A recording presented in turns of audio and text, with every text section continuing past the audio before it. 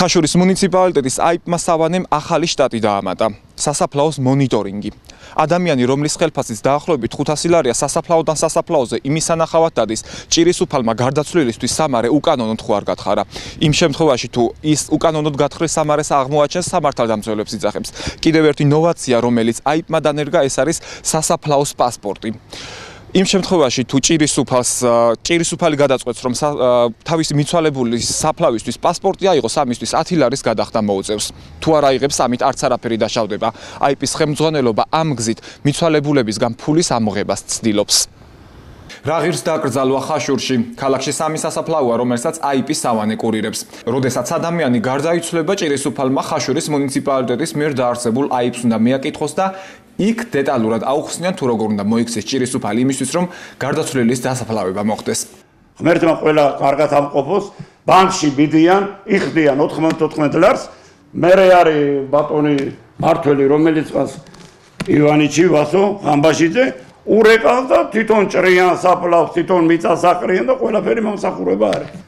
აიპის ხელმძღვანელმა დაიანგარიშა თუ რა ღირს საფლავის გაჭრა, მიწის შეძენა და საფლავის პასპორტი, რომლის აღება არ აღებას მნიშვნელობა არ აქვს.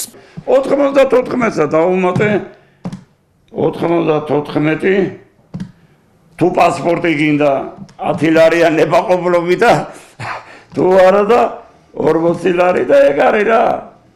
94-ს დავუმატე 50. 144 ლარი. თავის ამოჭრიანა, თავის პასპორტია და თავის ყველაფერი. პასპორტის გარეშე? პასპორტი გამოვაკელი 10 ლარი და გადავა 134 ლარი. და პასპორტი თუ არ აიღო? არა, ნებაყოფლი და გინდა აიღე, გინდა რა აიღე. კი არავინ გაძალებს. სერვისის გაუმჯობესების მიზნით ხაშურის აიპმა ახალი შტატი დაამატა, სასაფლაოს მონიტორინგი, რომელიც უკანონო ქმედების აღსაკვეთად მუშაობს. შტატი, რომელიც არის თბილისის ყველა სასაფლაოზე მონიტორი, რომელიც ამოწმებს მესაფლავეებს, რომ ბიუჯეტში ტყუილა არ წავიდეს სხვის ჯიბეში ფული, ეს არის შემოწმებელი მონიტორი.